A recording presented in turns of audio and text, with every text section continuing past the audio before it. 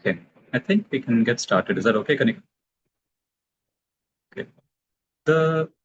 Just before we get started, though, the image on the screen seems to be jittering a little bit. Could you just switch to a slideshow mode just to see if that changes things?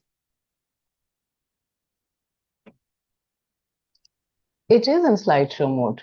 I'll reshare.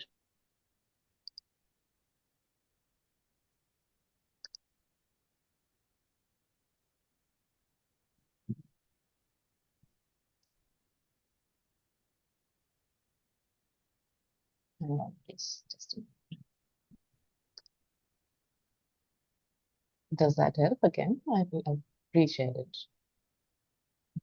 You know, not actually helping. I don't know. It was what just fine a minute ago.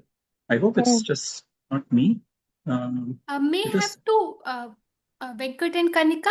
Kanika may have to share the window on which the slideshow is projecting because that's a separate window. Okay. I'll stop share and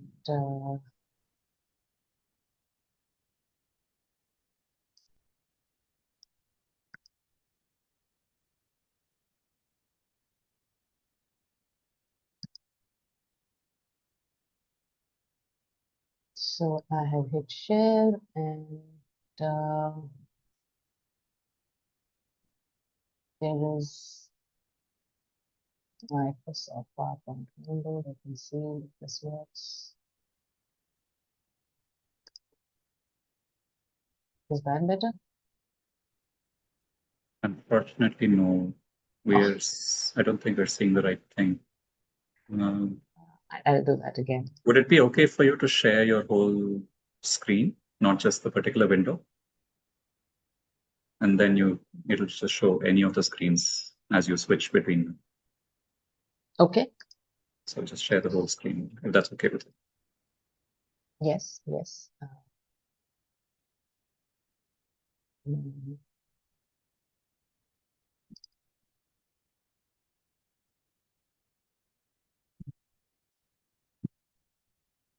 Is this better? Yes, that's working just fine. Thank you. Okay. All right.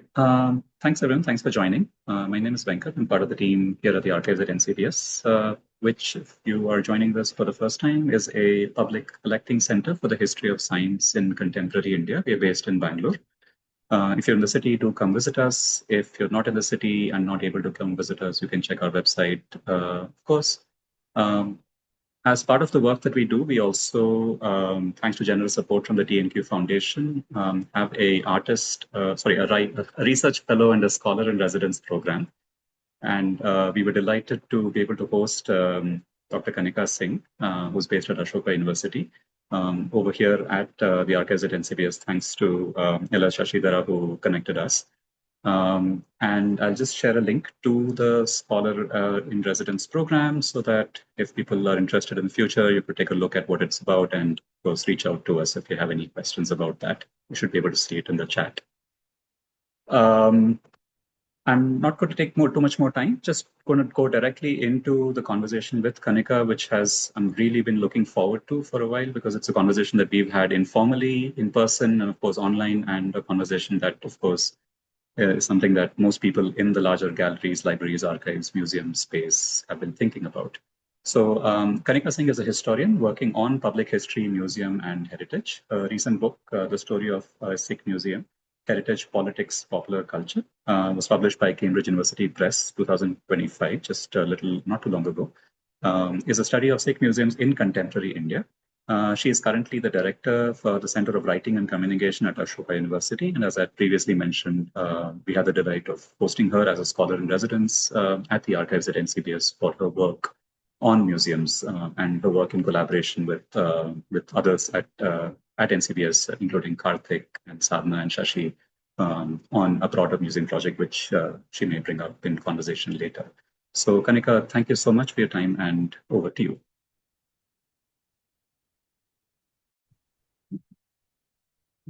Good afternoon. Thank you very much, Venkat, and to the team at the NCBS Archives, and also to Professor Shashidhara. Thanks very much for hosting me at the NCBS Archives. I had a delightful time interacting with you all, and I learned much. Thank you very much. And thanks to all the members of the audience who have joined today. I hope to have a very fruitful discussion with all of you. What is a museum? And this is a question I have been thinking of for a very long time with my students, with my colleagues, and including with colleagues at the archives at NCBS. At Ashoka, I teach a course called Museums in South Asia, which is a social history of the museum as an institution. And we look at when, how, by whom, why are museums being made, and especially in this region. So let me tell you a little bit about what we do in the course and how it helps me and my students and my colleagues think about this question. There are 3 exercises which are essential to this course. And in the very first class, the first class I meet my students, I ask them to write a few lines on the question, this very question, what is a museum? The scenario before them is, what if they meet an alien who has never seen or never heard of a museum? And how would they tell them what is a museum? The most common responses, and I think some of you would be able to imagine, are that museum is a building, sometimes it's an open air space, and it is for awareness, knowledge, education. And these are not at all wrong responses. These are responses which are an indicator of our expectations from this institution, and of course, of what we have seen so far. The second activity, which I like to do with my students, is that after a few classes, this question gets changed to, what do you collect? And if possible, they are asked to get their collection, or at least a sample or a photograph of their collection, to the class, and tell everyone about the kinds of things they collect. To what lengths do they go to maintain, preserve, or even grow their collection? And when did they start or stop collecting? The objects which my students have brought up and discussed in the class, they range from some very common suspects like posters, keychains, stickers, stamps, even butterflies. But the most memorable one, which I remember, is this.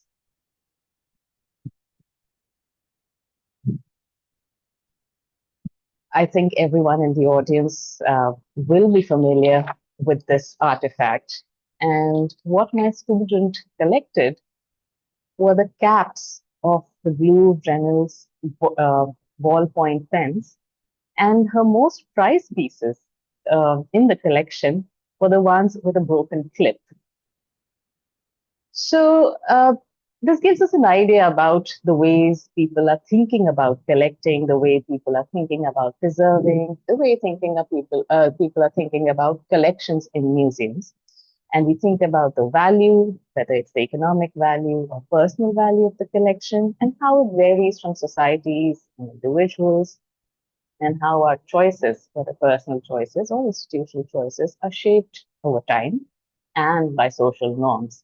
So whether we think of something as beautiful or ugly, uh, valuable or worthless, tasteful or tasteless, all of this is determined by social norms and changes over time. The third exercise, which completes the course and is the student's final assignment, brings us back to the question we started with.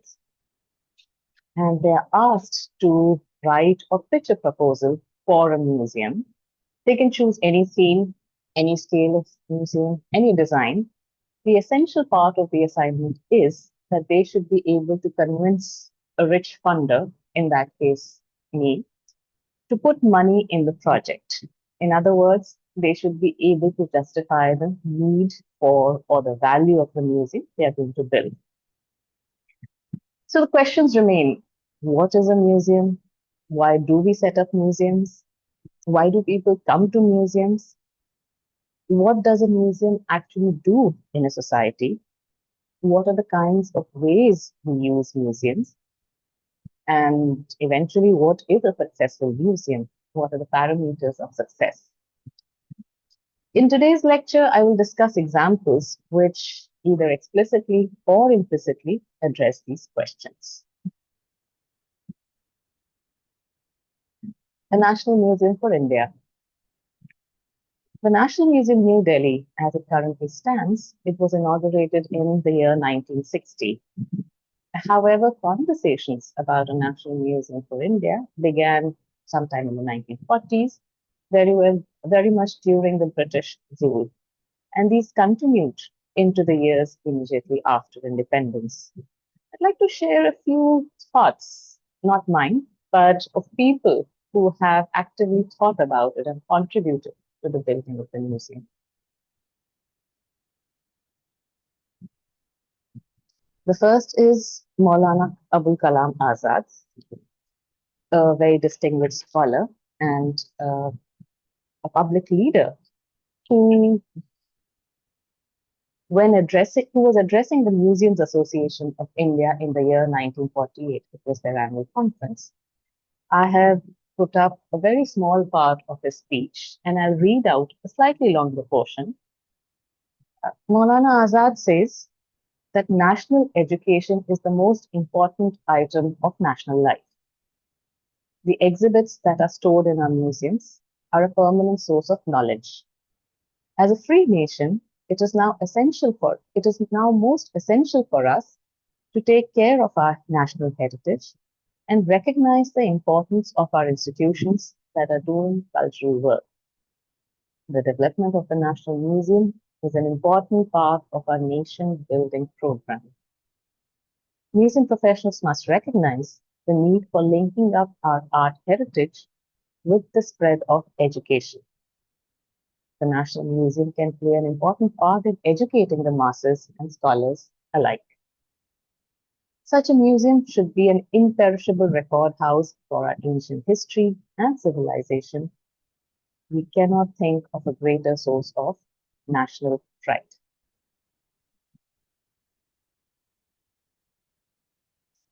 Here's Humayun Kabir at the inauguration of the National Museum. Again, a very prominent public leader and also the Minister of Education at this time.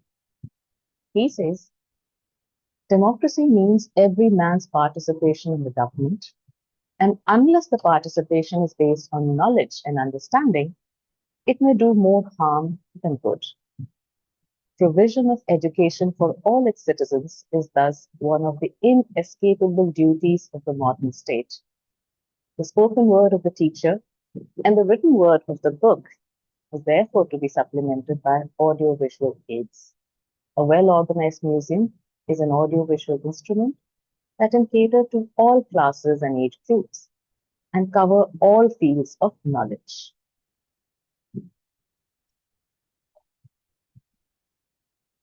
And finally, here's Prime Minister Nehru at the inauguration of the museum. He says, museums are not just places to see odd things or ajaib ghars, as they used to be called. They are or should be an essential part of the educational system and cultural activities of the country. What is more, they are places of public education. It is important that every city possesses a museum, and I would add, even villages have their small museums wherever possible.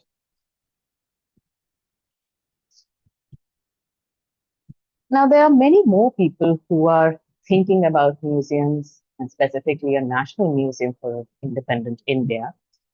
There are conversations around museums, aspirations around museums, which are being discussed at this point of time. The main question for them remains that why does a newly independent country need a national museum? And what do they expect such an institution to do? And from these three quotes that I've shared with you, it is clear to see that education as an essential part of nation building, as an essential part of democracy, is the most important, along with national pride.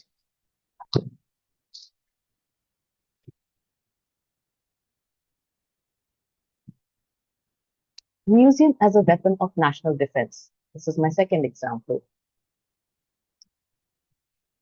In the year 1941, the president of Museum of Modern Art in New York announced that in the interest of national defense, the Museum of Modern Art will inaugurate a new program to speed the interchange of the arts and culture of this hemisphere among all the 21 American republics.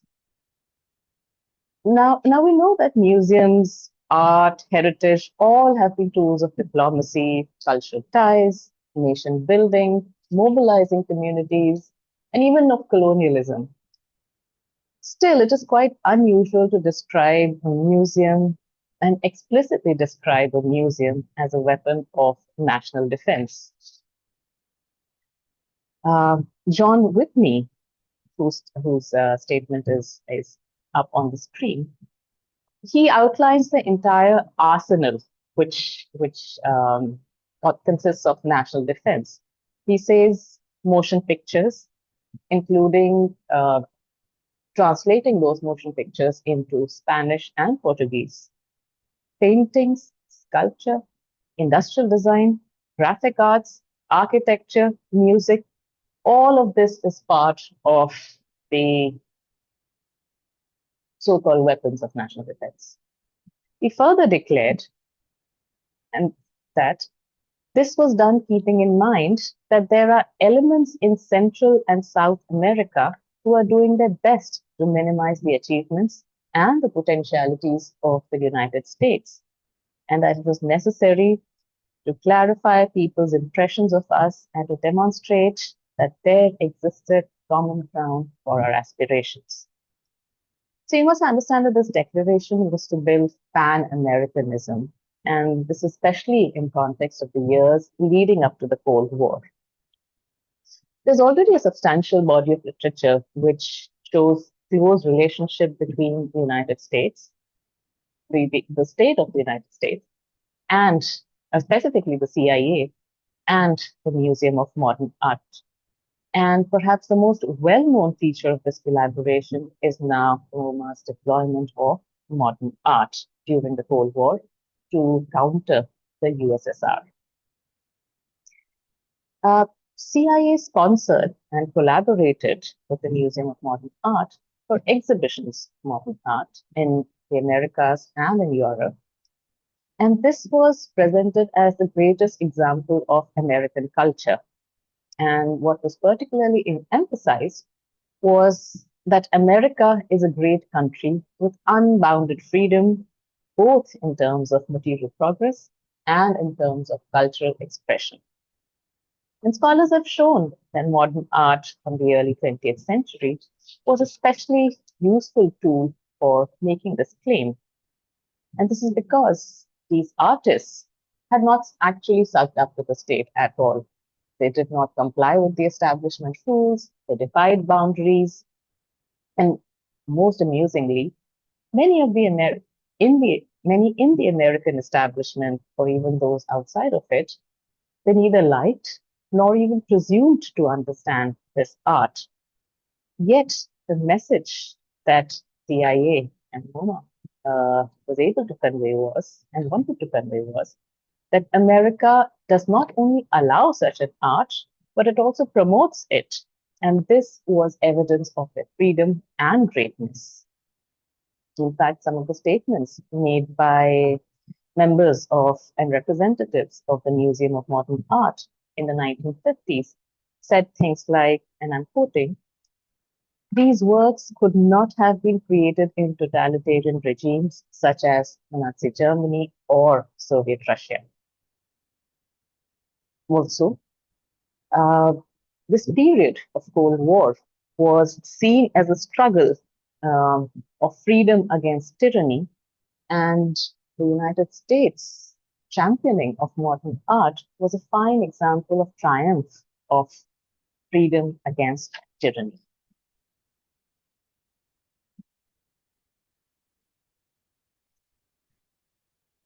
Museum as a threat. Now, we would generally agree in our conversations that museums are a good thing. But what if I said to you, to any one of you, that behave yourself or I will put you in a museum? How would you like to be put away in a museum? Does it sound like captivity? Does it sound like death? It surely sounds like that to me if somebody threatened me like this. So beware or I'll put you in a museum. And here's what a Han Chinese blogger told the Tibetans in March 2008. Right? If you behave well, we'll protect your culture and benefits. But if you behave badly, we'll take care of your culture by putting it in a museum. This statement was originally reported by Lindsay Hilson in the New Statesman in 2008, and it was later quoted in Claire Harris's book, The Museum on the Roof of the World, which was published in 2012 by University of Chicago Press. And we may note that this is not a specialized museum professional, but an average Chinese citizen using the museum as a threat. And it is in the context of the Beijing Olympics when there was international criticism of China's control of Tibet, and there was a lot of coverage of the Tibetans' protests. Harris points out that these weren't empty threats. China had already listed Potla Palace as the UNESCO World Heritage Site in 1994, and the contents of the palace, where the Dalai Lama had lived before his exile, they were put in a museum, which was the world's first Tibet museum in Lhasa in the year 1999. In effect, people could visit the museum, they could take photographs, they could admire the beauty of the items, but the community to whom these belonged, could not claim them. They could not claim a distinct cultural, religious, or political existence. The threat of museumizing was indeed very real.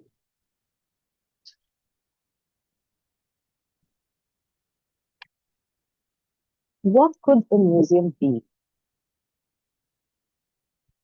An important insight into this question is provided by a 2015 book called Between Memory and Museum, a dialogue with folk and tribal artists. This is edited by Arun Wolf and Geeta Wolf and published by Tara Books. Now, Tara Books conducted an interesting experiment with the Indira Gandhi Manav Sangrahalaya and the artists who had worked in that museum.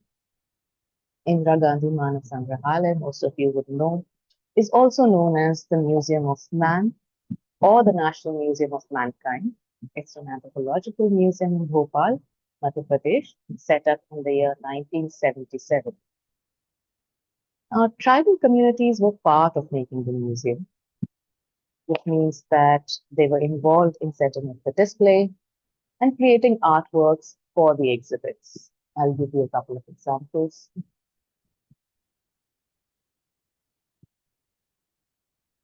So this is how the general landscape of the Museum of Man looks like. It is on Satpura Hills and spread over a very large area.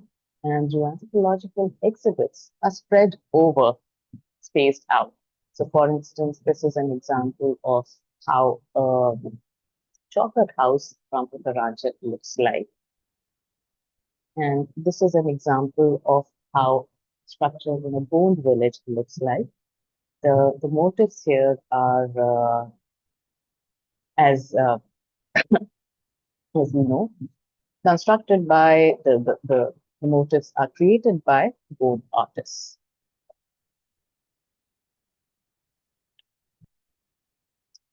In the year 2010, Tara Books organized a workshop with 38 artists, all of whom had contributed to the museum display in some way.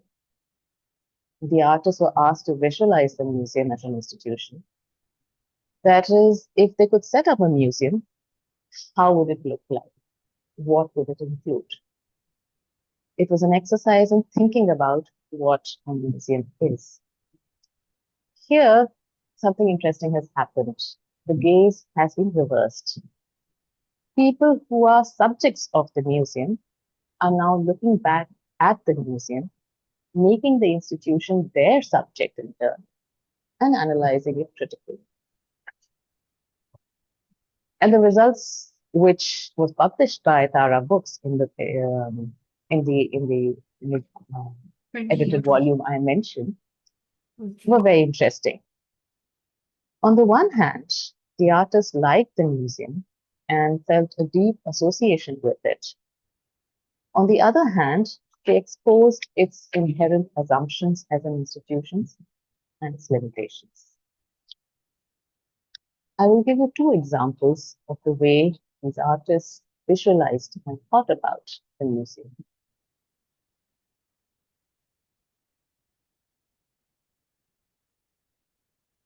Artist Rajendra Kumar Shyam, this is his drawing at the workshop, and I'm reading from the book his own description of what is shown here. He says, at the bottom of this painting are powerhouses that generate electricity. They are fed by a dam, which I've shown as a fierce and tangled knot of snakes. The snakes spit venom at the holy river, Mother Narmada, whom we depict in the form of a fish. The dam destroys the river and our villages on the banks. The houses and people are tiny. They are insignificant in the larger scheme of things. When it is a question of the city's development, humble people like us bear the burden. How come the village always suffers? I'm not a political man, but these are things I know and feel something about. I can't talk much about these things, but I can paint.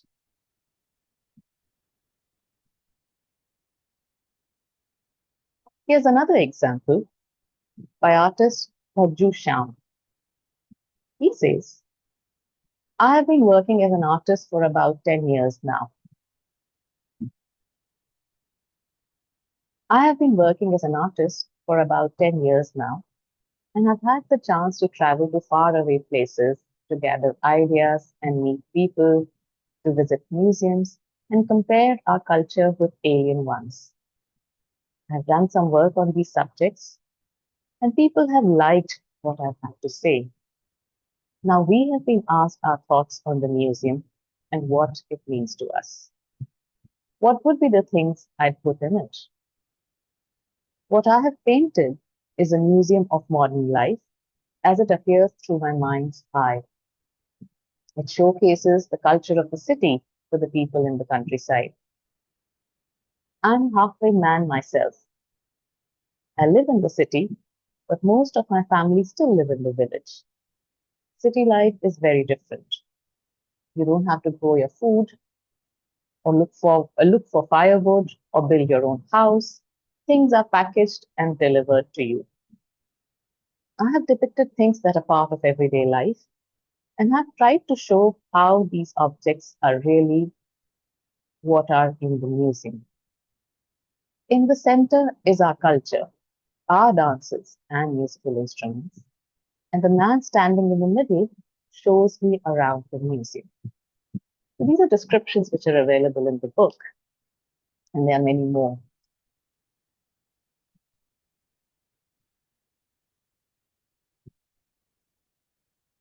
You may note that I do a somewhat similar exercise with my students at Ashoka, except there's a very significant difference, except that my students are a very, very different group from these tribal artists. They are different in terms of class, caste, region, occupation, and most importantly, in their engagement with the museum.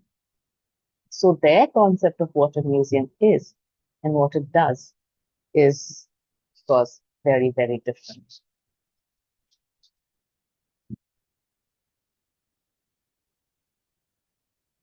Is this a museum?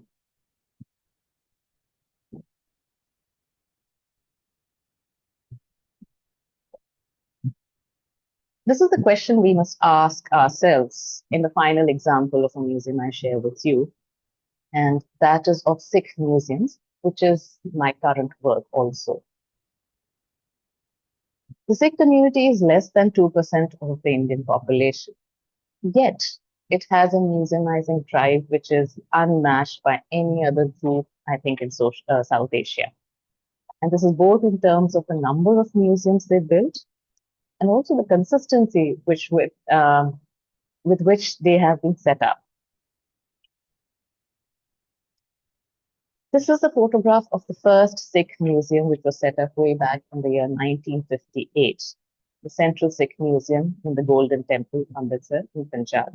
The image on top left is an inside view of the Central Sikh Museum, and the image on the right is the Golden Temple, of course. Now, since 1958, all the following decades in independent India, there have been many more established, and they continue to be commissioned. Sikh museums continue to be commissioned even now. And the Sikh case is unusual for several other reasons as well. The display of the museum does not have museum artifacts in a conventional sense. What they have is a series of paintings, all modern, and all new ones being created as new museums are set up. Here's another example of a Sikh museum, which is in Old Delhi. This is an inside view of how the display looks like. So it's a series of paintings, all modern paintings done in a realistic style, a Western academic style. And this is how typically a Sikh museum would look like.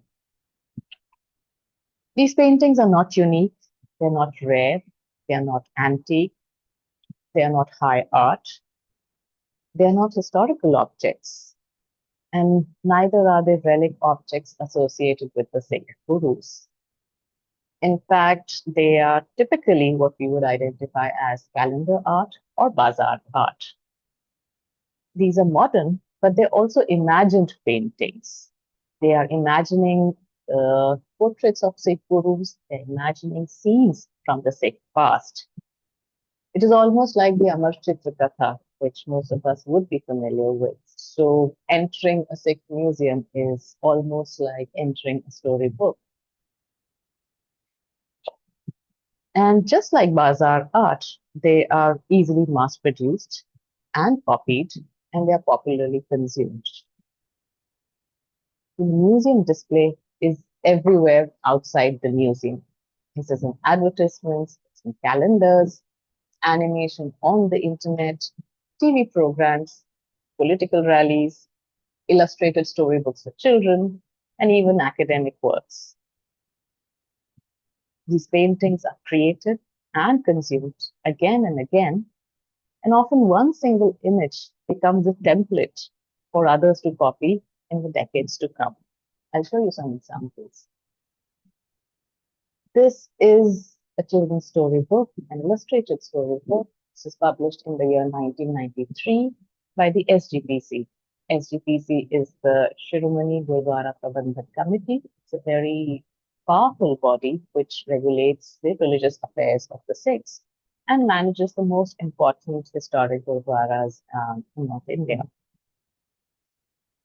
So this book is published in the year 1993, and on the cover is a Sikh warrior from the 17th century, a Sikh warrior and martyr of the 17th century, Baba Banda Singh Bahadur. This image of Banda Bahadur is painted by artist Meher Singh, but this is not the first time Banda Bahadur has been shown like this. I would say the first time would have been in the 1950s by artist Kirpal Singh, who draw Banda Bahadur exactly the same way, and his painting is still available in the Central Sikh Museum at Amritsar. So 1950s, 1993, and here we see Banda Bahadur at the farmers' protest in the year 2021. This is a photograph of the Tikri Morcha, which was one of the largest, out of the three morchas, the largest. And I took this photograph in the month of November 2021, very close to the stage. You see Banda Bahadur right there, enjoying a private place. Here's another history painting which shows the Mughal Emperor Akbar sitting with the community, enjoying the langar. He is eating langar in the common community kitchen, and this, what you see on the screen, is a first day cover issued by the Government of India Department of Posts in the year 1979. It has a history painting made by artist Devinder Singh. On this screen, on the right-hand side, is a pocket calendar given to me by Vishal Opticians, my local optician, and I still have it in my wallet. And the calendar is a portrait of Guru Nanak, the first Sikh Guru. On the left-hand side is Guru Nanak's portrait, again painted oil on canvas, painted by Sobha Singh, a very well-known artist in Punjab and in North India, who painted this when it was commissioned. He was commissioned for this. And you can see that this painting has sort of established a template for how Guru Nanak is now imagined. When we think of Guru Nanak, we think of Sobha Singh's Guru Nanak. And even now, Vishal Opticians is using the same image to show Guru Nanak. Now, Sikh museums have artists, not curators. And as is evident from the kind of display I've just described, there is little emphasis on documentation, collection, on preservation. When the images are already everywhere, there's very little to collect or preserve. The artists associated with the museums, they create paintings for display. And the same group of artists work for gurdwaras, individual sponsors, banks, universities, publishers. So they are creating the same stuff, whether it's for storybooks, calendars, or exhibitions, or museums. Further, not only are these paintings the same, the display in all the Sikh museums is very nearly identical, both visually and as a narrative. Typically, all of us would consider museum a secular institution. In the Sikh case, it is often hard to separate the secular from the sacred. They seem to coexist in very curious ways. This is evident in the location. So, for instance, the Sikh museums could be part of a gurdwara.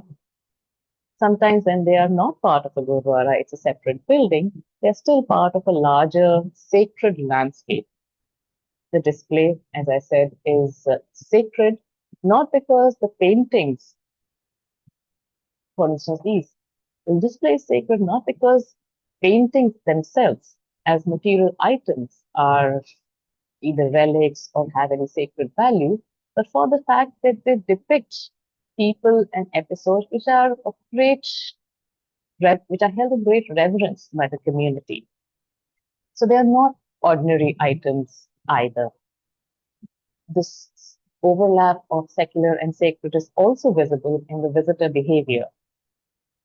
The management of these museums expects us to remove our shoes, to cover our heads when we enter the museum. The idea is, it is as if you're entering a shrine, as if you're entering a gurdwara. The visitors too, when they encounter these paintings, they have a very Shraddha wala bhav, or a very, they bow before the painting, they sometimes touch it, sometimes fold their hands before it, and they show their respect. Even the sponsorship of these museums is curiously intermixed. So there are secular authorities or seemingly secular authorities like the government or the banks, and there are purely religious authorities like the Gurdwara Management Committees. And I mentioned one of them, SGPC, and these are very influential, powerful, and rich bodies. So what we therefore see in the Sikh case is that the display is not historically or artistically valuable. In fact, it is already available everywhere. outside the museum. Everyone already knows these stories. Everyone already knows these faces, these pictures. The display and the story does not vary. So is this institution a museum at all? And what is a Sikh museum then?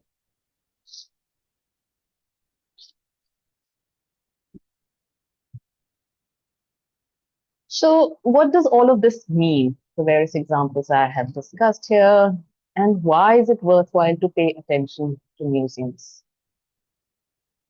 I'd like to bring your attention back to the questions I started with. What is a museum? What does a museum do? Why do we create museums? Why do we go to museums? And are museums successful? Even if we are talking about a particular museum, is it a successful institution? The International Council of Museums, which is an international body, the largest professional body of museums, adopted and released its latest definition of a museum in August 2022. And here's what they say. It says, a museum is a non-for-profit, permanent institution in the service of society that researches, collects, conserves, interprets, and exhibits tangible and intangible heritage. Open to the public, accessible and inclusive, museums foster diversity and sustainability. They cooperate and communicate ethically, professionally, and with the participation of communities, offering varied experiences for education, enjoyment, reflection, and knowledge sharing.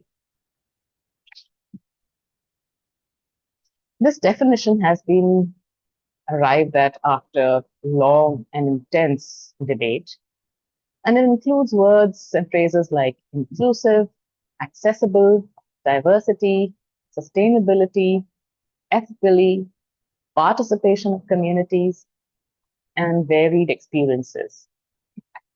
And still, I should point this out, the answer to the question, what is a museum, is by no means settled. In the 21st century, museums globally have become a site active political contestation. Their history as an institution questioned, and their role and purpose in society challenged. The most well-known museums in the West have come under public scrutiny, and this is about the provenance of their collections, mostly from colonial loot, their treatment of objects, both in storage and in display, and including sacred objects and human remains, and the narrative with which these are presented to the audiences. And this especially because the representation, or rather the lack thereof, of historically marginalized groups, consideration of violence faced by colonial societies, and through this violence was many collections made. The current role of museums in the illegal traffic of antiquities from violence-affected regions, Syria, Iraq, Egypt, Palestine, and the repatriation of stolen artifacts. These are all matters of intense debate in the museum world today. And as a result, museums have been compelled to re-examine their collections, their display, and also address the larger questions of their purpose and relevance in the 21st century. But at the same time, there is a pushback from the museums, especially those in North America and Europe, against what they dismiss as wokeness and political correctness. And they are making a case of preserving what has been called the museum's traditional and practical function of collection, preservation, and display of art and historical artifacts. We must see that these debates are rooted in the recognition that museums are sites of power, and they are inherently political. And these questions are no longer about the institution of the museum alone, but they draw upon wider social concerns. In our own context, in India, it is particularly important for us to pay attention to museums, and now. This is because, on the one hand, heritage industry in India has grown substantially in the last 2 decades. There are more heritage walks, greater number of curated multimedia experiences, festivals, heritage-related content on the internet, and of course, museums. Museums are being sponsored by individuals, corporates, universities, community organizations, and of course, governments. On the other hand, the growth of this industry and of museums in India is a process which is parallel to the aggressive um, emphasis on heritage in both private life and in governance. And this emphasis, especially of identifying, reclaiming, and celebrating true Indian heritage. It is a political project, and the key questions of these projects are the key question of this project is um, who is Indian, which basically also means whose heritage is part of Indian heritage. And museums are an extremely important tool for doing this. So museums today are, my argument is that museums today are one of the most contested sites in the world today, which brings us back to the questions, what is a museum and what exactly do we want the museum to do? Thank you.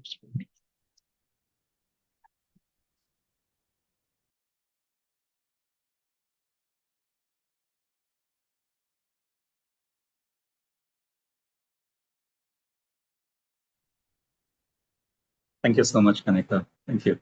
This is lovely, and I think it's a perfect moment to try and bring in a whole bunch of questions from the audience, especially around the topics that you've raised. I was not aware, and I was really quite taken by the slide that you had shared right in the beginning, I think, of the conversation at the Museum of Modern Art around how museums were seen as sites of defense. Anyway, all right, I would maybe reach out to Rushal, who's put a couple of quick questions in the chat. Rushal, are you able to unmute and ask them, or would you like me to ask that for you?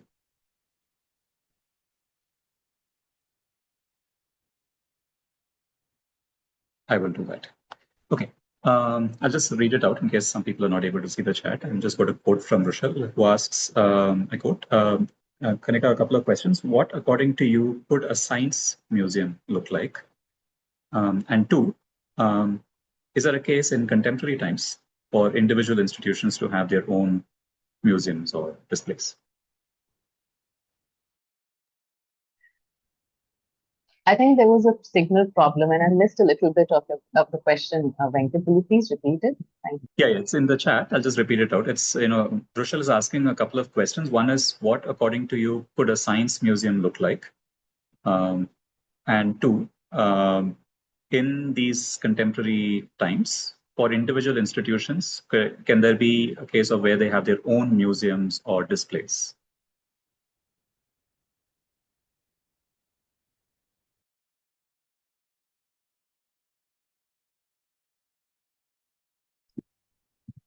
What can a science museum look like?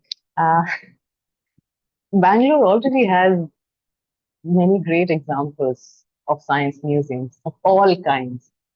And I was quite delighted to have an opportunity to visit some of them. And as a scholar at residence in NCBS, I was specifically there for a museum project, which Venkat referred to earlier. And I learned much about and thought much about science museums. Let me just give you a little bit about what I thought about the specific project I worked on, rather than give you an overview of what should a science museum do. I was involved in a project called People's History of Science, something I didn't know much about. I knew about museums. I knew about people's history, but what could a museum of people's history of science look like? And what could a digital museum people's history of science, especially in Bangalore and Karnataka region, look like? So these are questions before me, and I did some work to understand what could what are science museums already like? And why do we need another science museum? Why does NCBS need another science museum? NCBS already has an excellent archives. Bangalore has so many interesting science museums. What could this new museum, which like to call itself People's History of Science and Technology, mean? So the key things for us to identify was what is science and technology in this case, which hasn't been covered. What is people's history in this case? And it was an interesting exercise to try and identify these. So my focus there was to see what could a people's history of science look like and how is it different from existing history of science. So I don't know if it gives you some indicator of the kind of work I tried to do in understanding science museums current and potentially what could it look like in the future. But this has been my experience. The second part of your question, just is this the last one? I don't see all the questions. The question was broadly whether, institutions can have their own museums or displays. Yes, in they're already contemporary. doing so. They're already doing so, Kushal. And not everybody calls it a museum. Some people, and I've had this discussion with Venkat, some people like to call it an archive. Some people like to call it a company's history. NCBS itself has a small collection of insects, which is available for display to school students or anybody interested. But institutional archives, yes, institutions are very much interested, especially corporate institutions are very much investing in trying to build something like that. That's a fact. Thanks, Rishabh, for the questions, and Kanika for your responses. Rahul Kumar had a comment, I guess, just in line with what you were talking about, and pointed out the Indian Agricultural Research Institution has its own insect museum, and discussed they're working at the National Pusa Collection Museum of Insects. Any other questions or comments from folks in the audience? Feel free to unmute and ask. And in the meantime, while folks are thinking, I do have, Kanika, I would have a question, which is, I guess, one of the things I've been curious about then is, has there been discussion around what, in the ICOM discussions or in the discussions you've seen of maybe the negative to say what is not a museum? Has that come into play towards trying to define a substrate or to define I don't know if it's a criterion or whatever it is, but I'm curious to know how have people thought about what is not something in the process of trying to figure out what is something. The discussions I know of, Venkat, is mostly about characteristics rather than the form. It is possible that form was also discussed. And given that I was more interested in characteristics, that I focused on that. As far as I know, there is a general sense, and I've asked this to people who work in museums, people who run museums, and are running existing museums, not creating new ones, that the general sense is that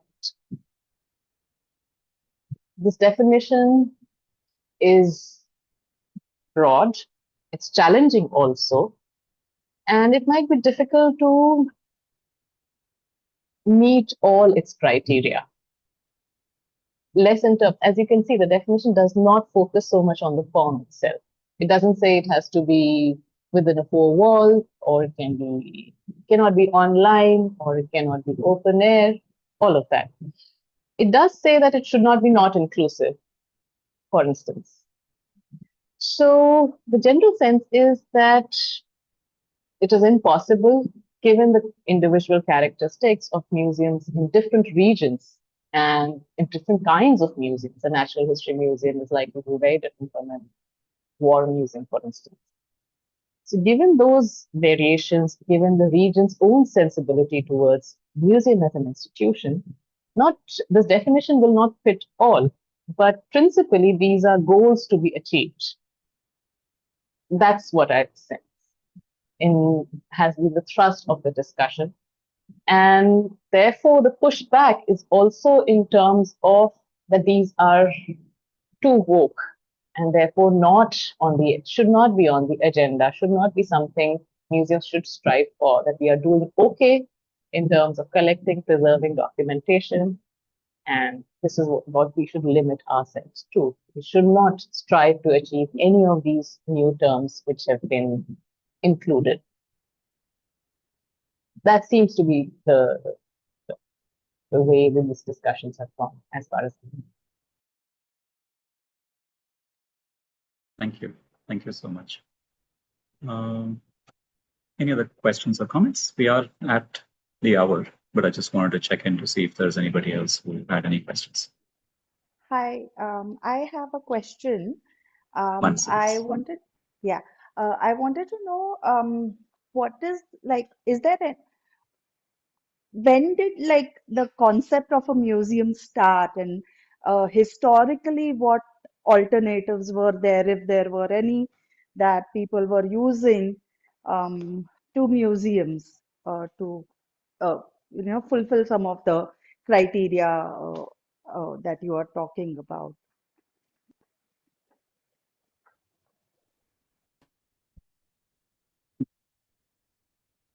The word museum itself, as it is used for a public institution, as we understand it now, is a relatively modern usage. Because the root of the word goes very long back.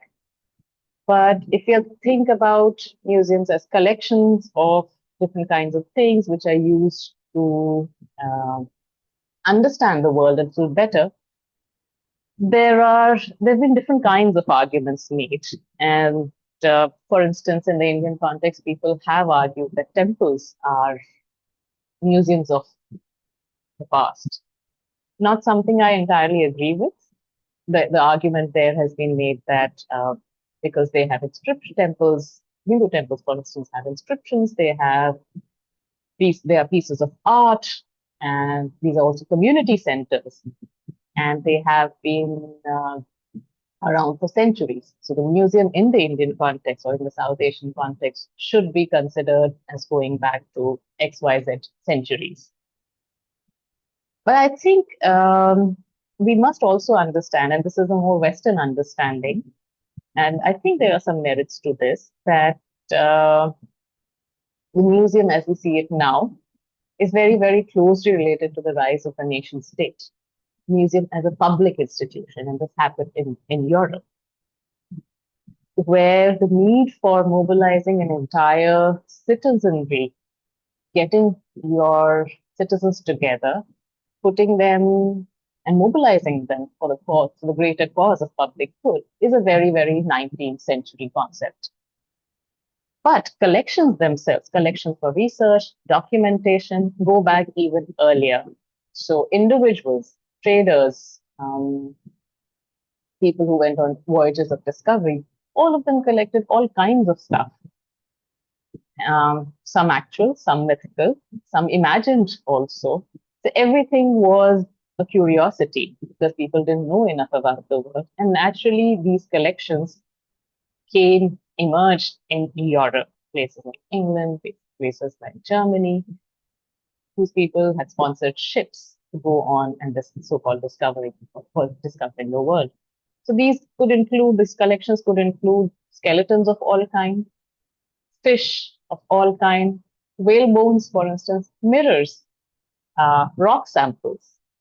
So these were also collections, and often these collections by individuals, the doctors who were botanists, or who were just traders, these collections are often traced to be the predecessors of museums as we know them today, purely in terms of collection, documentation, and understanding patterns in these organic and inorganic material for the pursuit of knowledge.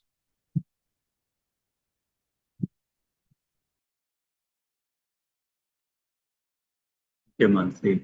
Actually, Yeah, you talked. Sorry, go ahead. No, no, please go ahead. Yeah. Maybe just one more question that I did have, Kanika, when you raised this point of the museum and the nation state. There's been obviously a lot of conversation around various museums in different parts of the world of repatriation of objects to where they, which countries they come from and such. Has that been something that you've seen, relevant in the nature of the museums that you've engaged with or looked at in that traditional sort of global north setting of being sites that have collected from, um, you know, spaces that part of their colonial empire? I'm just curious to know how much does that, because this idea of the museum as a site of diplomacy seems to have taken shape quite a bit. So it's very common to see newspaper articles talking about museums transferring articles, transferring records, heads of states shaking hands, exchanging an idol at the back. So I'm just wondering how much the museum has become part of this sort of diplomacy space. That's something that's come up. You mean currently? Currently, yeah. Say in the last 21st century, for instance? Yeah. So repatriation has been a concern for newly independent nations, definitely. So which means it takes us back another 70 years or so. And this is true for India. This is true for other nations as well.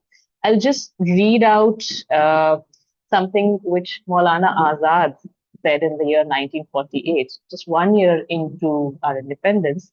He said, and at the same occasion when he was addressing the Museums Association of India, he said, during the last 200 years, Indian art objects have found their way to foreign countries in very large numbers. The government proposes to appoint 2 commissions to collect art objects in the country and to buy those that have gone out. So this is a concern which is very much on the mind of Indian leaders during the time when they have the impossible task of building a newly independent nation where there is devastation of partition violence, financial crisis, but this is very much on their minds.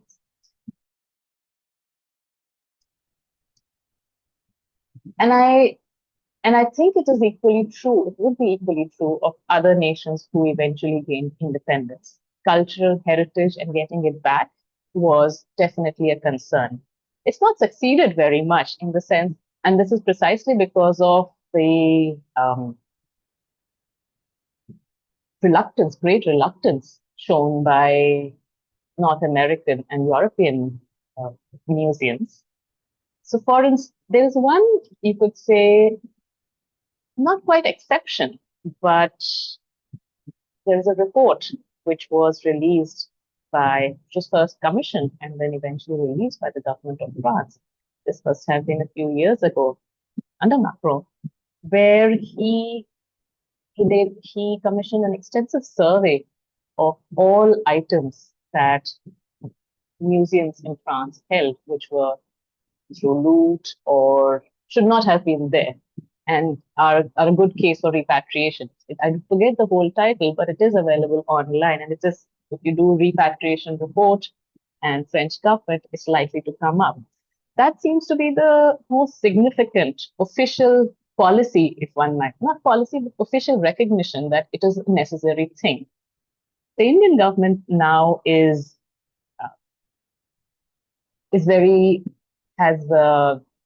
emphasized much and made much of the repatriation attempts, both as a sign of increasing diplomatic presence of India in the world stage, and also combined with the pride one should be able to take in getting our heritage back. But it is also true that these are selective. And I say this because there is a great reluctance on the part of Western museums to allow for repatriation. In fact, the issue is so severe that John Oliver did a show on this quite a hilarious show where he showed how reluctant, the kind of arguments made by museums, including the British Museum, on why they do not want to return things, including, say, the three sculptures to Parthenon, which are infamously called the Elgin marbles. There is also the most common argument given by the so-called universal museums in the West is that we take care of your heritage much better than you would. Something which is being dismissed by the people who are asking for repatriation, but they're not succeeding very well. So I will say repatriation in itself is my sense is that it's not a strong diplomatic strategy, but it is being made out to be so. Yeah. And both auction houses and the museums remain extremely reluctant to do so. That's my sense. Thank you. Thanks so much. And yeah, I think I'll come back to you later to get some of these references that you mentioned a little while ago. All right, we'll squeeze one more question from Mansi, and then we'll wrap it up. Mansi writes in the chat about whether Mansi, do you want to just ask, since I know you can just unmute and speak.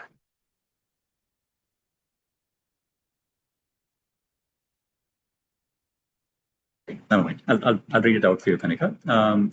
She asks, is the monetary value assigned to the artifacts and the collection an important consideration for what is considered a museum? So I guess financial appraisal or some sort of the material for it to be in a museum. I hope I'm phrasing this correctly.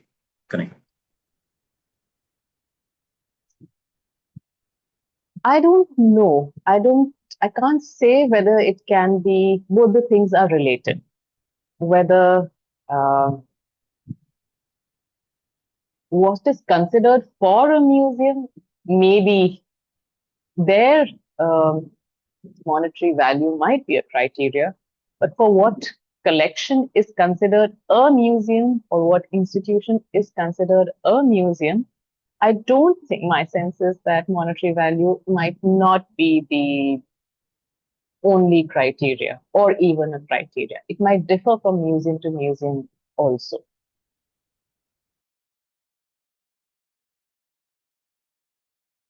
Got it. And of course, in the case of the museums that you looked at in Punjab, it's a very different equation that drives that conversation. I'm afraid that's all the time we have for now. Just wanted to thank you, Kanika, for the conversation, and I'm sure this will continue in emails and chats as we extend this going forward. But for now, thank you all for joining us today, and do keep in touch with us in the future if you'd like to see more events. If you'd like to join the archives mailing list for other events, you can just send an email, and I'm just putting a link in the chat for the email ID. So thank you so much. Many thanks, everyone, the archives team and Professor Shashidhara and everyone who has joined this session. Thank you very much.